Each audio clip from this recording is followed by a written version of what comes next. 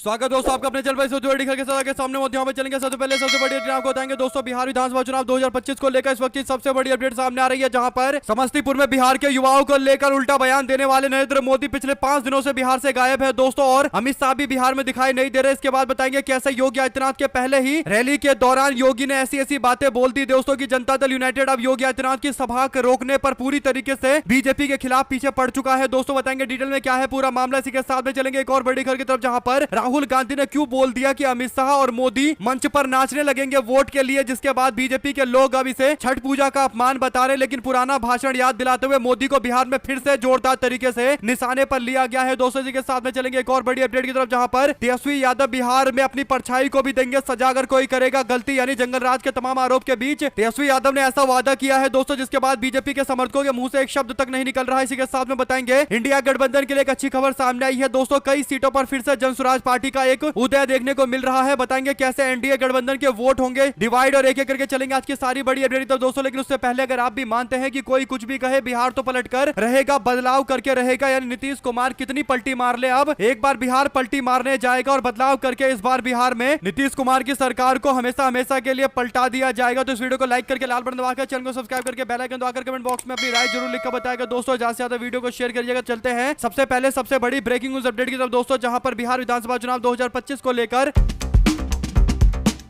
पहले बिहार में अमित शाह और मोदी की सभाएं करवाई गई दोस्तों। नरेंद्र मोदी जब बिहार में आए तो उनकी दो जगह समस्तीपुर और बेगूसराय में रैली करवाई गई दोस्तों। अमित शाह और नरेंद्र मोदी के बयानों से एकदम मामला एकदम उल्टा पड़ चुका है दोस्तों। एक और अमित शाह के द्वारा बार बार तेजस्वी यादव को चिढ़ाने की कोशिश करते हुए जंगल राज पर बयान दिया जाता, लेकिन तेजस्वी यादव ने इसका जवाब देने की जगह अमित शाह से पूछा कि ये बताओ कि गुजरात के अंदर सारा विकास क्यों जा रहा है, क्यों बिहार के लोगों के साथ अपमान हो रहा है, और बिहारी वर्सेस बाहरी का मामला बन गया दोस्तों। उसके बाद से अमित शाह ने अब असली मुद्दों पर बात करनी शुरू कर दी है और असली मुद्दों पर भी घुमाने वाली बातें कर रहे हैं दोस्तों। लेकिन अमित शाह जो सोच कर आए थे कि बिहार में जाएंगे और जंगल राज करेंगे और सारी बहस इसके इर्द गिर्द चलेगी, लेकिन तेजस्वी यादव ने पूरी बहस बदल डाली दोस्तों। बीजेपी के नेता अमित शाह का जवाब देने की जगह तेजस्वी यादव ने बाहरी वर्सेस बिहारी का मुद्दा उठा दिया। इसके बाद नरेंद्र मोदी समस्तीपुर और बेगूसराय पहुंचे दोस्तों। मोदी ने समस्तीपुर में जाकर समस्त बिहार के लोगों का, युवाओं का घनघोर अपमान कर दिया दोस्तों, और बिहार के युवाओं को रीलबाज बता दिया गया, यानी बेरोजगारी से पूरा बिहार त्रस्त है। और नरेंद्र मोदी रीलबाजी को रोजगार बताकर बिहार के लोगों को बता रहे हैं कि मोदी सरकार ने युवाओं को रीलबाजी करने का मौका दिया, यही उनका विकास है। जबकि गुजरात के अंदर एक के बाद एक कई सारी बड़ी बड़ी इंडस्ट्रियां लगाई गई दोस्तों। बिहार के लोगों का यह अपमान नरेंद्र मोदी के भी पीछे पड़ गया। आपको बता दें कि नरेंद्र मोदी उसके बाद से बिहार में दिखाई नहीं दिए। 4-4 दिन नरेंद्र मोदी बिना रैली किए हुए अब कहीं किसी और जगह पर नजर आ रहे हैं दोस्तों। इससे पता चलता है कि मोदी के बयान के बाद जबरदस्त तरीके का डैमेज हो चुका है, और अब मोदी ने जिस तरीके से युवाओं का अपमान कर दिया रीलबाज बताकर, तो अब मोदी भी बिहार से लापता है दोस्तों, नजर नहीं आ रहे हैं। इसके बाद अब योगी आदित्यनाथ आए थे और पहली ही रैली के बाद योगी आदित्यनाथ के खिलाफ जनता दल यूनाइटेड ने मोर्चा खोल दिया है दोस्तों। उत्तर प्रदेश के मुख्यमंत्री योगी आदित्यनाथ सिवान में दौरा करने के लिए आए थे। योगी ने शहाबुद्दीन के गढ़ सिवान में आकर फिर वही उल्टी सीधी बातें करनी शुरू कर दी दोस्तों। योगी आदित्यनाथ इस दौरान अपराध और परिवारवाद पर बोलते हुए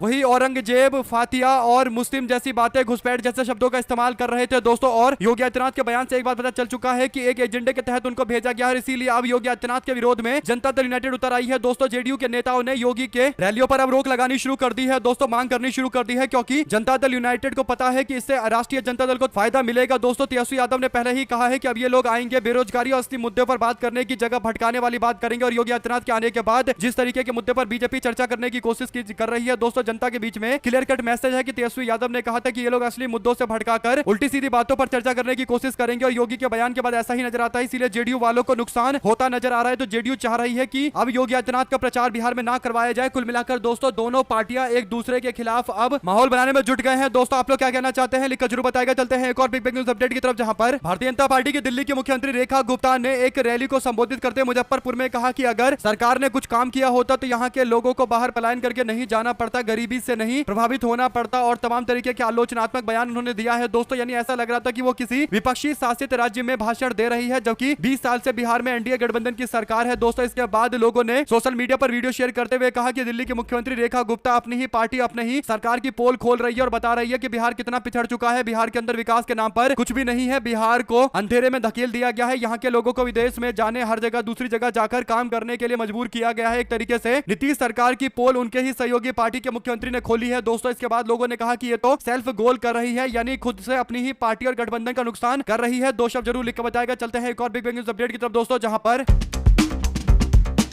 राहुल गांधी दरभंगा उसके बाद मुजफ्फरपुर में सभा करने के लिए जाते हैं दोस्तों। इस दौरान राहुल गांधी के सभा से एक वीडियो वायरल होता है जिसमें राहुल गांधी कहते हैं कि नरेंद्र मोदी महापर्व छठ मनाने के लिए ड्रामेबाजी करते हैं, यानी दिल्ली के यमुना के अंदर जो इतनी ज्यादा गंदी यमुना है दोस्तों, वहां पर लोगों के बीच में जाकर छठ पूजा करने की जगह एक स्पेशल एरिया में पानी भरकर वहां पर तालाब बनाया जाता है ताकि मोदी आकर इस कार्यक्रम में, छठ पूजा के कार्यक्रम में शामिल हो सके। लेकिन बाद में जब लोगों ने देखा और तस्वीरें सोशल मीडिया पर वायरल हुई और नरेंद्र मोदी को एक्सपोज किया गया और बताया गया कि ये यमुना के पानी में मोदी को खड़ा करने की तैयारी नहीं है, बल्कि अलग से साफ शुद्ध पानी, पीने वाला पानी लाकर भरा गया है, तालाब बनाया गया है ताकि मोदी आकर फोटो खिंचवा सके। जब जमकर विरोध हुआ दोस्तों, तब जाकर नरेंद्र मोदी का कार्यक्रम स्थगित किया गया। ऐसे में राहुल गांधी ने साफ तौर पर कहा कि नरेंद्र मोदी छठ पूजा मनाने के नाम पर भी ड्रामेबाजी कर रहे हैं। और इसके बाद राहुल गांधी ने कहा कि नरेंद्र मोदी को वोट चाहिए, इसलिए नरेंद्र मोदी ड्रामेबाजी कर रहे हैं। अगर आप लोग इनको नाचने पर वोट देना शुरू कर देंगे तो ये नाचने भी लगेंगे मंच के ऊपर, यानी नाचने वाला बन जाएंगे, क्योंकि इनको हर तरीके से वोट चाहिए। इस मामले पर राहुल गांधी ने बीजेपी और नरेंद्र मोदी को एक्सपोज किया दोस्तों। तो भाजपा के नेता सम्राट चौधरी, बिहार के उप मुख्यमंत्री को दिक्कत हो गई दोस्तों। सम्राट चौधरी कहने लगे कि छठ महापर्व को ड्रामा बताकर राहुल गांधी ने फिर दिखा दिया कि उन्हें बिहार की आस्था और संस्कृति से कोई सरोकार नहीं है। इस पर सुप्रिया शिनेट ने कहा कि पढ़ाई लिखाई इसलिए जरूरी होती है, मोदी के ड्रामे की बात हो रही है यहाँ पर। जिन्होंने अपने लिए बिस्लरी घाट बनवाया था, हर जगह फर्जीवाड़ा नहीं चलता, यानी सम्राट चौधरी को पहले अपना डिग्री ढूंढना चाहिए कि उनका 8वीं का डिग्री कहाँ है, 10वीं का डिग्री कहाँ है दोस्तों। अगर आप भी मानते हैं कि अगर ये 8वीं 9वीं प्रॉपर तरीके से पढ़े होते तो इनको पता चलता कि मोदी का ड्रामा और महाछठ पर्व को ड्रामा बताना, दोनों में जमीन आसमान का अंतर होता है। अगर आप भी मानते हैं कि बीजेपी के नेता सम्राट चौधरी एक बार फिर से इस बात का प्रमाण दे रहे हैं कि एजुकेशन इज इंपॉर्टेंट, अगर आप भी मानते हैं दोस्तों कि अगर ऐसे डिप्टी सीएम यानी उप मुख्यमंत्री बनाए जाएंगे तो उनके समझ का यानी अंडरस्टैंडिंग का लेवल इससे ज्यादा नहीं हो सकता। अगर आप भी मानते हैं कि एजुकेशन इज इंपॉर्टेंट तो 2 शब्द जरूर लिख कर बताएगा सम्राट चौधरी के बारे में। साथ साथ दोस्तों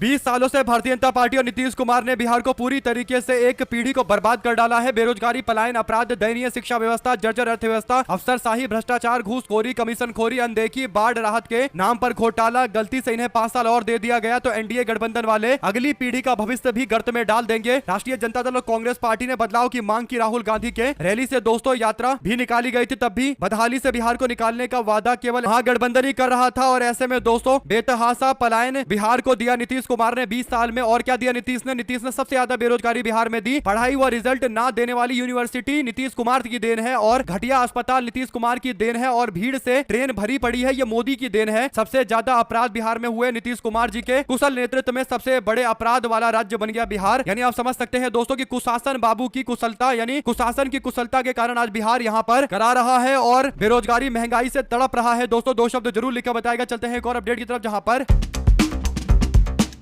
अमित शाह एक ढोल पीट रहे हैं बिहार के अंदर। जंगल राज का दोस्तों ऐसा लगता है कि दिल्ली से केवल एक ही ढोल लेकर आए हैं और वो है जंगल राज का, जिसे हर जगह जाकर बजा रहे कि जंगल राज आ जाएगा। लेकिन कुछ लोगों ने इस पूरे मामले पर अमित शाह को अब जवाब देना शुरू कर दिया है। दोस्तों लोगों ने कहा कि अगर बिहार में दिन दहाड़े एक व्यापारी की खेमका जी की हत्या हो जाती है और ऐसे लगातार अपराध बिहार में सबसे ज्यादा है, यानी एनसीआरबी का डेटा बताता है कि बिहार में सबसे ज्यादा अपराध हो रहे हैं, रंगदारी से लेकर तमाम लोगों से जुड़े हुए सामाजिक अपराध हो रहे हैं, तो क्या नरेंद्र मोदी की सरकार जो एनसीआरबी की रिपोर्ट देती है, क्या वो मोदी और अमित शाह देखते नहीं हैं? जो ढोल अमित शाह बिहार में बजाने के लिए आए हैं उस ढोल में दम नहीं है, क्योंकि मोदी और अमित शाह की सरकार ही नीतीश कुमार के सुशासन के दावे के ढोल को पूरी तरीके से फाड़ डालते हैं दोस्तों। और इसके बाद अब जो एक खबर आई है उससे पता चलता है कि अमित शाह का जो ढोल बज रहा है वो ढोल केवल तमाशा मात्र है, क्योंकि गया जी के अंदर टिकारी विधानसभा सीट से हम पार्टी यानी जीतन राम मांझी की पार्टी के टिकट पर चुनाव लड़ रहे अनिल कुमार सिंह का हाथ टूट गया। दोस्तों बताया जा रहा है कि अनिल कुमार शाम को 4 बजे अपने विधानसभा क्षेत्र में प्रचार करने के लिए जा रहे थे। इस दौरान अनिल सिंह पर गांव के लोगों ने पथराव कर दिया। इस मामले का कुछ वीडियो भी सामने आ गया दोस्तों। वीडियो में गांव के लोगों की एक भीड़ ने अनिल सिंह और उनके समर्थकों को खदेड़ने की कोशिश की। इसके अलावा उनकी गाड़ी में तोड़फोड़ भी की गई। घटना कोच थाना क्षेत्र के दिघोरा गांव का है दोस्तों, और स्थानीय लोगों के साथ में बीजेपी के नेता का विवाद चल रहा था। उसके बाद यह पूरा कलेश हुआ है। इससे पता चलता है कि लॉ एंड ऑर्डर पूरी तरीके से आईसीयू में पड़ा हुआ है बिहार का। अमित शाह को नजर नहीं आएगा क्योंकि कुछ नेताओं मोदिया बिंद हो जाता है दोस्तों, क्योंकि खुद का बेटा बड़े पोस्ट पर पहुंच चुका है, तो अब कोई चिंता है नहीं। तो पूरे देश में बागों में बाहर जैसा इन नेताओं को लगने लगता है, और ये एक तरीके की मानसिकता है जो मोदिया बिंद के कारण होता है। आप लोग जानते हैं दोस्तों कि मोदिया बिंद किसे कहते हैं? 2 शब्द जरूर लिखकर बताइएगा। चलते हैं एक और बड़ी अपडेट की तरफ, जहां पर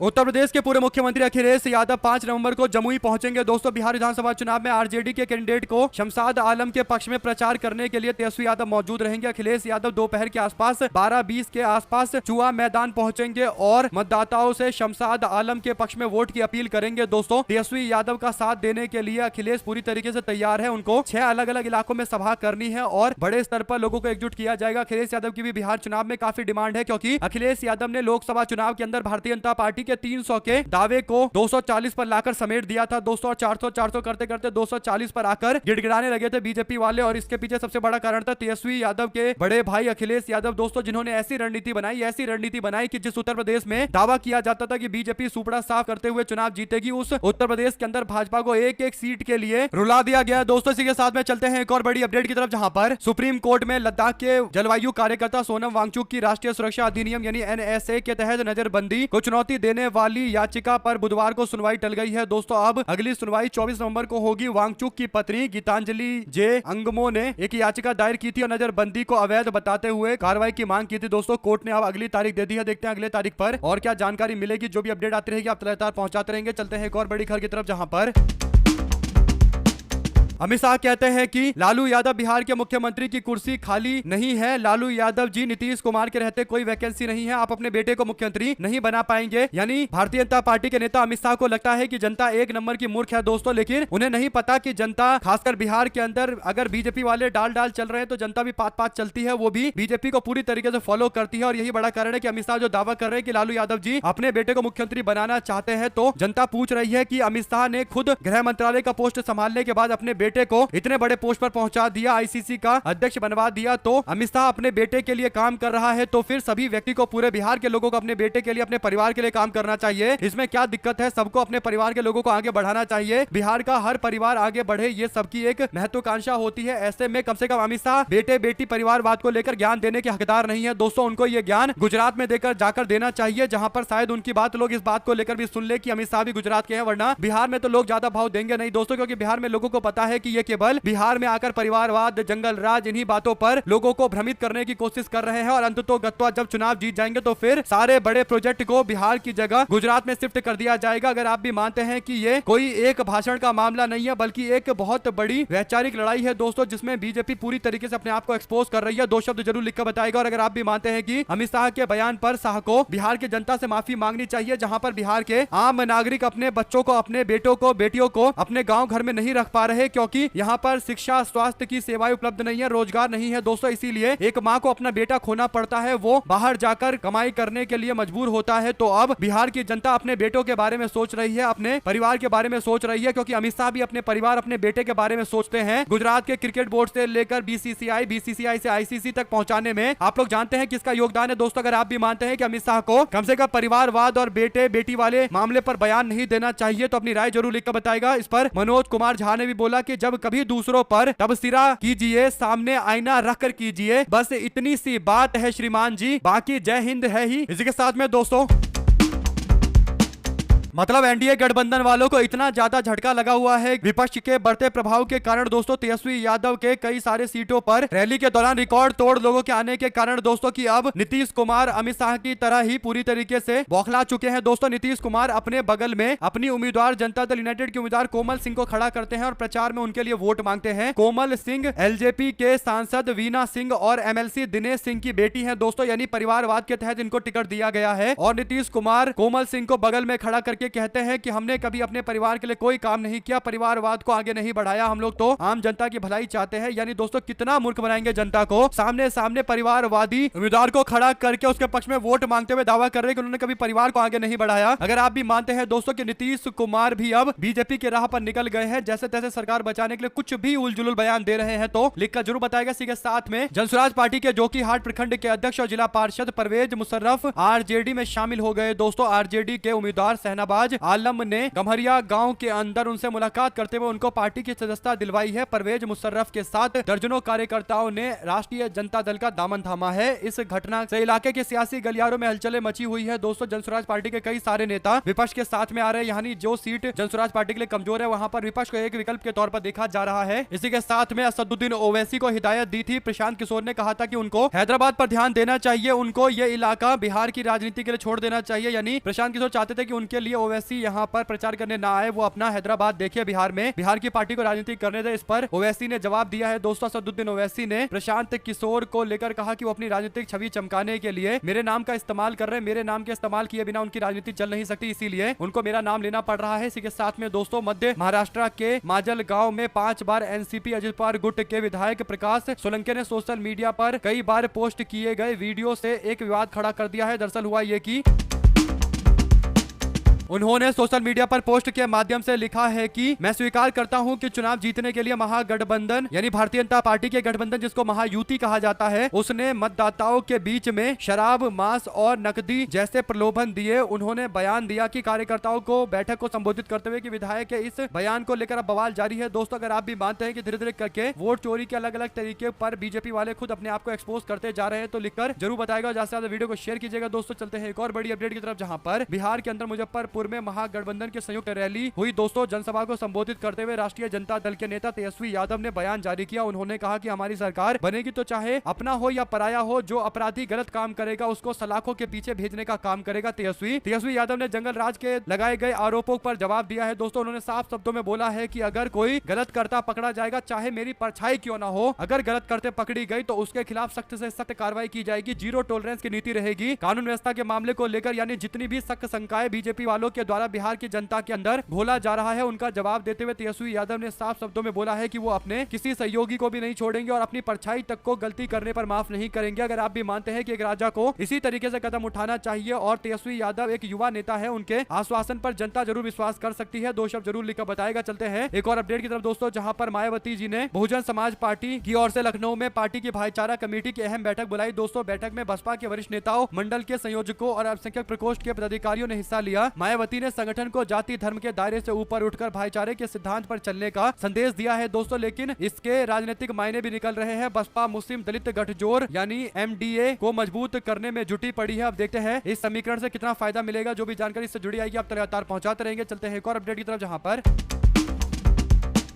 बहुजन समाज पार्टी सुप्रीमो मायावती ने बुधवार को पार्टी के जनाधार को बढ़ाने के लिए उत्तर प्रदेश राज्य के अंदर मंडलीय स्तर के मुस्लिम समाज भाईचारा संगठन की अलग से विशेष बैठक ली है। दोस्तों, मुस्लिम समाज को बीएसपी से जोड़े जाने को लेकर 18 मंडलों में पार्टी के मिशनरी को लगाया गया है। 2 सदस्यीय मुस्लिम भाईचारा संगठन का गठन किया गया है। दोस्तों, यानी बहुजन समाज पार्टी अपने पुराने 2012 वाले इक्वेशन के साथ में मैदान में उतर सकती है, जिसमें बसपा का मेन टारगेट होगा दलित समाज के लोग, ब्राह्मण समाज के लोग और अल्पसंख्यक समाज के लोग। यानी लगभग 22-23% के आसपास आबादी दलित समाज के लोगों की है दोस्तों, और 20% के आसपास आबादी मुस्लिम समाज के लोगों की है और 10% के आसपास की आबादी ब्राह्मण समाज के लोगों की है। तो ये टोटल इक्वेशन बनाकर मायावती 2012 के इलेक्शन को इस बार रिपीट करने के लिए प्रयास कर रही है। जो भी जानकारी इससे जुड़ी आएगी आप लगातार पहुंचाएंगे। साथ साथ सिवान की महाराजगंज विधानसभा सीट से इस बार चुनावी माहौल में एक नया विवाद खड़ा हुआ। दोस्तों, वीआईपी पार्टी से बगावत करके निर्दलीय प्रत्याशी के रूप में मैदान में उतरे नीतीश द्विवेदी का एक वीडियो सामने आया है। वीडियो में द्विवेदी ने कुछ लोगों के बीच चर्चा और आलोचना का विषय बना दिया है। दोस्तों, जनसंपर्क के दौरान कुछ सोशल मीडिया कर्मियों ने उनसे शिक्षा और रोजगार से जुड़े सवाल पूछे। सवालों के जवाब में नीतीश द्विवेदी पहले पत्रकारों पर भी नाराज हो गए और कहा कि आप कॉन्फ्रेंस के दिन नहीं आए थे, इसलिए आपको जानकारी नहीं है। कुल मिलाकर दोस्तों, अलग अलग क्षेत्रों के अंदर अलग अलग तरीके के मुद्दे हैं और इन मुद्दों के इर्द गिर्द स्थानीय चुनाव होंगे तो जरूर रिजल्ट कुछ इस तरीके का आएगा। दोस्तों, जो बड़े बड़े पॉलिटिकल पंडित बिहार और दिल्ली के शहरी इलाकों में बैठकर भी सोच नहीं पाएंगे। 2 शब्द जरूर लिखकर बताएगा। साथ साथ राष्ट्रीय जनता दल ने बिहार विधानसभा चुनाव को लेकर बड़ा फैसला लिया है। पार्टी ने